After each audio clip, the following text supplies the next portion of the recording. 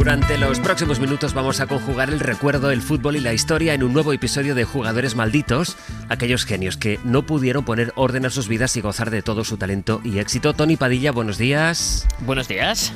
Bueno, la semana pasada indagábamos en la historia de Garrincha. Esta mañana, si te parece, lo vamos a hacer en una gran historia en blanco y negro. ¿Qué banda sonora? Porque siempre empezamos por ahí. Acompaña a nuestro relato de esta mañana.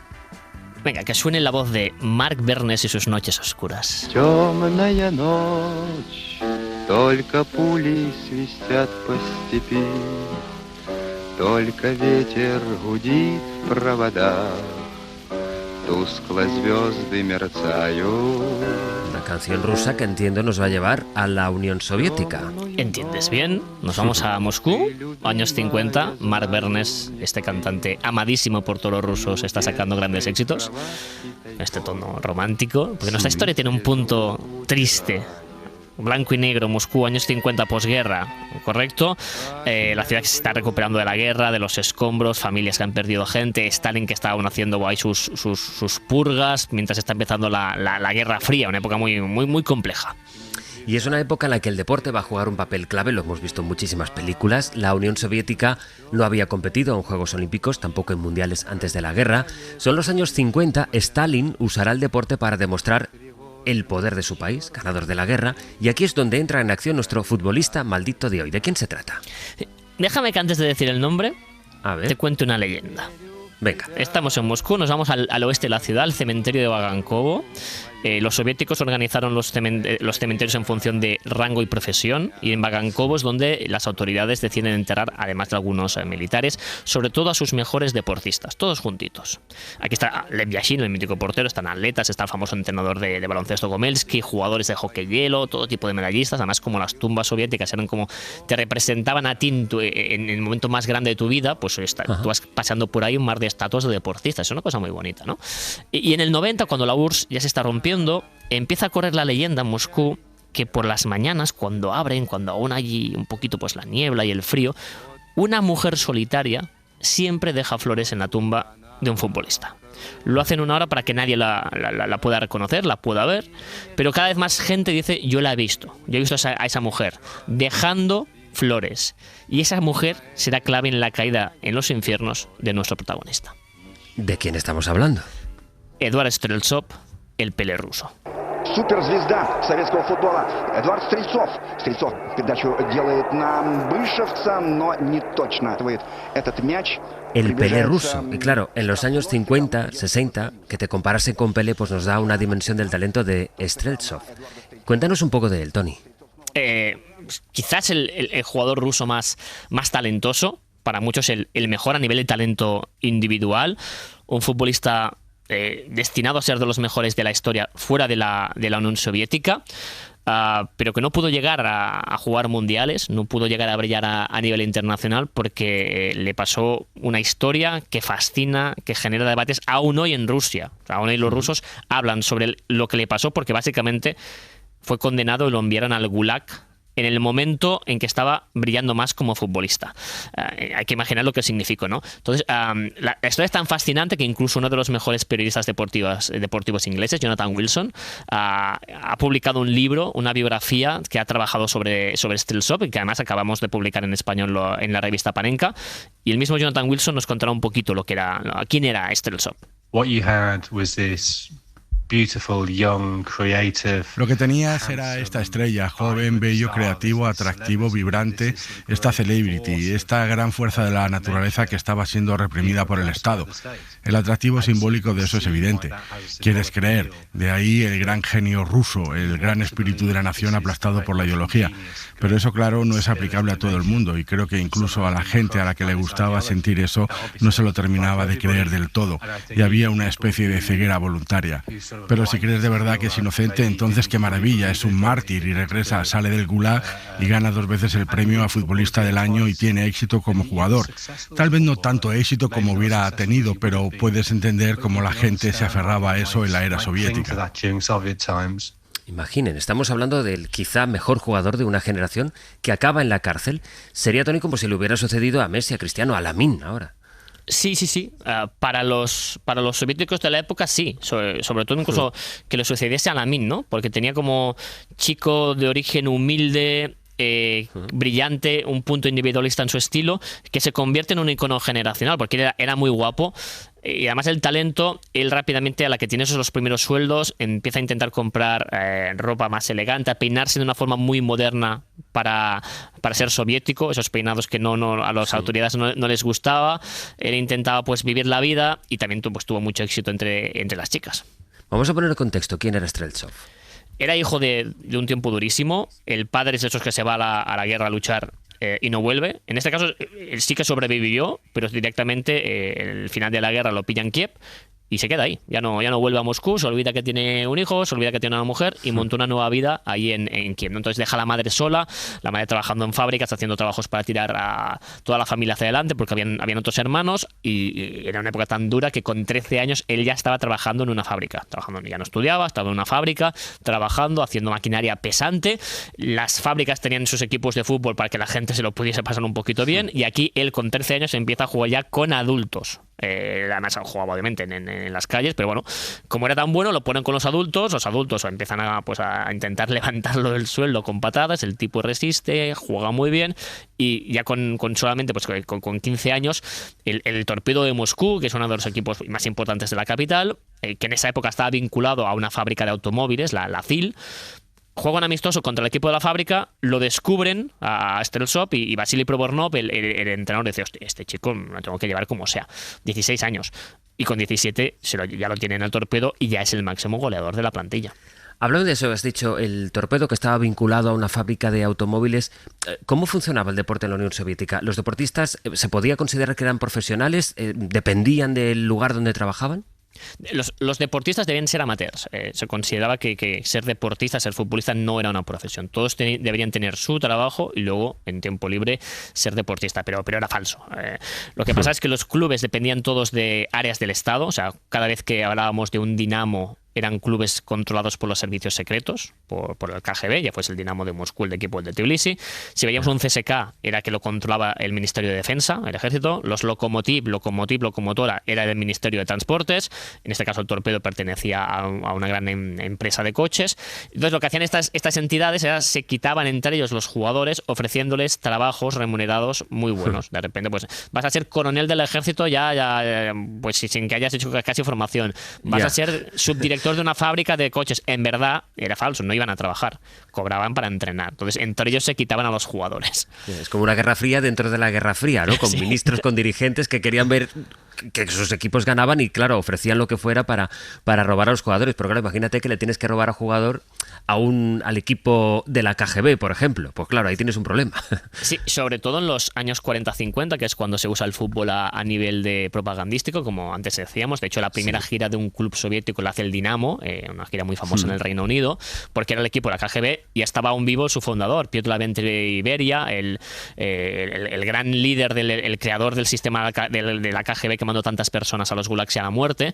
Beria había sido futbolista amateur de joven en su Georgia natal. Entonces él era muy hincha del Dinamo de Tbilisi, pero como vivía en Moscú, también cuidaba mucho al Dinamo de Moscú. Entonces, los Dinamos en los años 40-50 eran casi intocables, porque se podían llevar a los mejores jugadores y, bueno, decían que cuando Beria se enfadaba, había podido llegar incluso a castigar a jugadores de equipos rivales, no solamente a Streltsov, mandándoles a gulags como a... Les mandaba al gulag, ¿no? Sí, lo hará también con 3 hermanos del Spartak de Moscú, los hermanos Starostin, que en los años 40 fueron al gulag. Qué barbaridad. Oye, ¿y Streltsov cómo encaja en este sistema? Bien y mal. O sea, las dos cosas a la vez. Bien, porque era tan bueno que primero, aunque no caía bien a las autoridades, era tan bueno que lo tenían que aprovechar. Así que se lo pasaban por alto. Claro, imagínate los típicos aparatich del partido, muy clásicos, y les viene ese chaval muy individualista y dicen, ya, pero es tan bueno, hay que llevarlo a la selección, porque si nos da triunfos internacionales, esto es para la gloria de la Unión Soviética, ¿no? Entonces, eso bien. Pero lo mal es que era tan individualista en el terreno del juego, un jugador de banda, segundo delantero, como en la vida, que cada vez más se ganó en enemistades en palacios donde era mejor tener amigos. Digamos que era demasiado libre. Demasiado. Es decir, él debuta con la selección en el 55, en un amistoso en Suecia, en una gira. Al descanso ya ha marcado un hat-trick. Estamos hablando contra Suecia, una Suecia que será subcampeona del mundo 3 años después. Era muy buen equipo.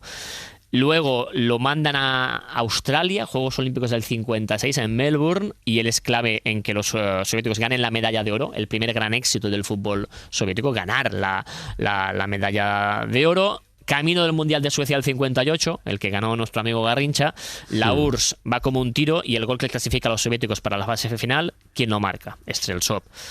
Tenía que ir a verse las caras con los mejores jugadores del mundo en el Mundial de Suecia, pero jamás jugaría ese Mundial. ¿Por qué? Aquí llega la leyenda. Bueno, esa señora del cementerio, ¿no? La de las flores. Bueno, unos meses antes del inicio del Mundial, él es acusado formalmente por las autoridades soviéticas de violar a una mujer.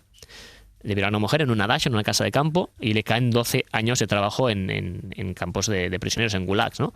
Él jura y perjura que es inocente, lo hace públicamente y lo hace también en las cartas que le mande a su madre, pero se cree que bajo los efectos de la violencia en la Lubyanka, en la sede del KGB, él acaba pues firmando una confesión diciendo: iba muy borracho, no tengo muy claro qué pasó, pero soy como culpable, ¿no?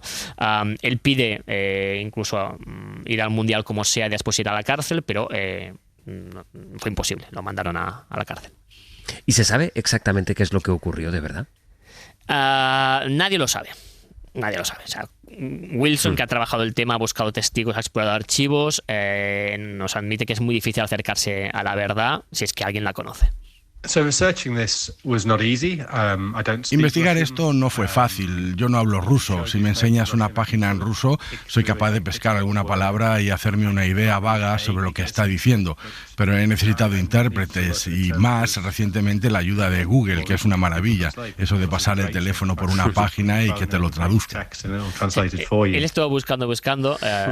Y al final llegó a la conclusión de que todos los rusos le decían: nadie lo sabe. Pero sí que hay una leyenda muy extendida, que es que en una fiesta conoce a la hija de Svetlana Futseva, a la hija de Yekaterina Futseva, que era una dirigente muy importante del partido, una persona muy cercana a Stalin. Entonces él conoce a la hija, que es Svetlana. Svetlana se enamora de Streltsov y empieza pues a pedirle a la madre: oye, estoy enamorada del futbolista. La madre no le gusta, pero dice: bueno, si la chica está contenta, pues vamos a ver qué pasa. Y Streltsov le rompe el corazón a la chica. Entonces Yekaterina Futseva se enfada mucho y es la que empieza un poquito a poner en marcha una rueda de: vamos a hacer caer a este tipo porque es un impresentable, porque va a la suya, porque se cree que está por encima del bien y del mal. Primero con un artículo en el diario el Pravda, el mítico órgano oficial del Partido Comunista, en que ya hablan de él diciendo que tiene la enfermedad de las estrellas, fuma, bebe y provoca peleas. O sea, ya hay un artículo crítico y poco después directamente llegará la acusación de violación.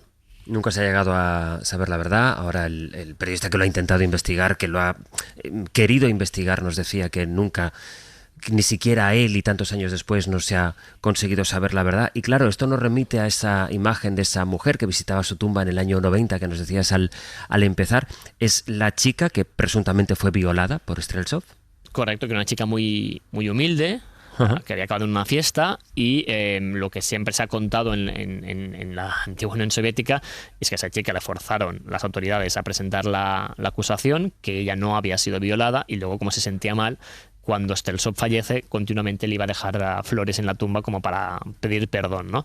Ha habido gente que llega, como veía el nombre publicado de quién era ella, que llegaron a contactar con esa mujer, y en tiempo, cuando estuvo viva, ella fue siempre muy elusiva, pero nunca acusó formalmente. Nunca dijo: sí, esto pasó. Siempre fue como: bueno, son cosas del pasado. Fue un poco ambigua, y eso hizo que la leyenda fuese una más. De la vida de Streltsov en el Gulag, en ese tiempo que estuvo en el Gulag, ¿cómo le fue? ¿Qué contó él?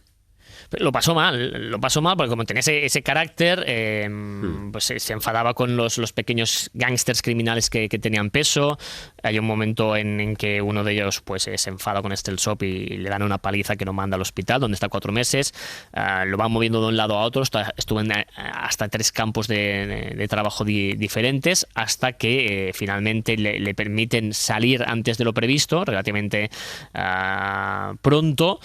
Pero incluso luego, cuando una vez sale, tiene que estar en la fábrica trabajando 1 año y medio hasta que recibe el permiso para poder volver a jugar a fútbol en 1965. O sea, que pudo jugar otra vez al fútbol. Sí, pero claro, estamos hablando de que son 7 años de su vida que no puede jugar. Ya. Sale, finalmente le dan el permiso. Hay que pensar que ha habido aquí un cambio. Ya no está Stalin. Claro, ya no está Stalin.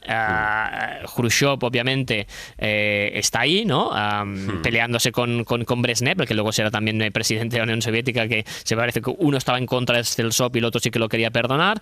Hay un poquito ahí pues de debate. Finalmente le dan el permiso para volver a jugar y nada más volver. El Torpedo ya gana la Liga, solamente su segunda Liga, no era un club muy ganador, pero gana la Liga, y en el 68 Streltsov acaba como máximo goleador de la competición y lo eligen mejor futbolista del país, pese a que está más lento, porque obviamente ha perdido forma, pero tenía tanto talento que solamente 3 años después de salir del Gulag es el máximo goleador de la Liga.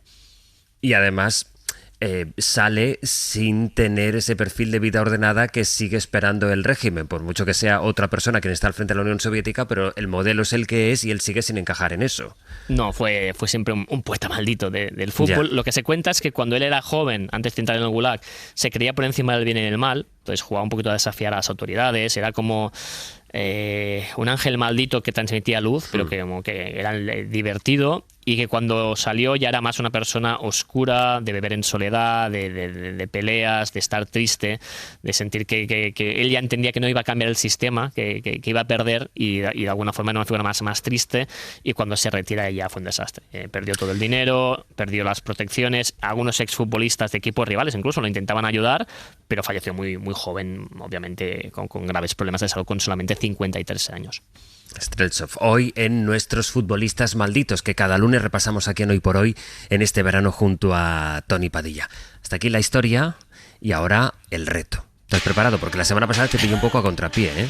Sí, estoy preparado. Entrenamiento mental. Esta mañana me he levantado, he hecho un poquito de tai chi, de yoga.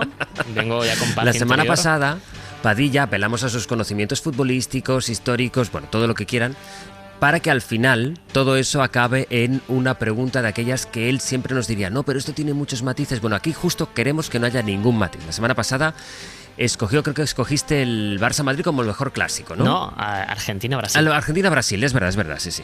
Bueno, esta mañana vamos a interrogar a Padilla para conocer quién es desde su punto de vista el jugador más carismático de la historia del fútbol.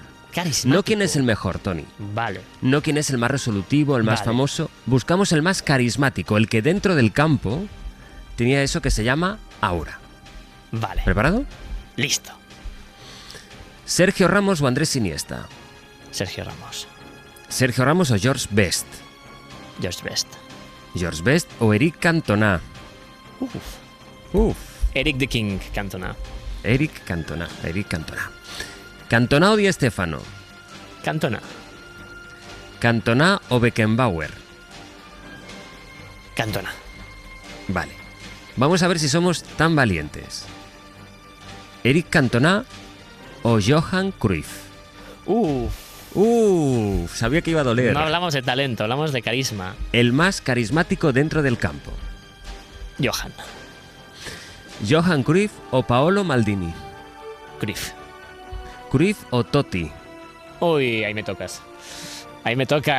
No me hagas esto. Claro que te lo estoy haciendo. Y peor que te lo voy a poner.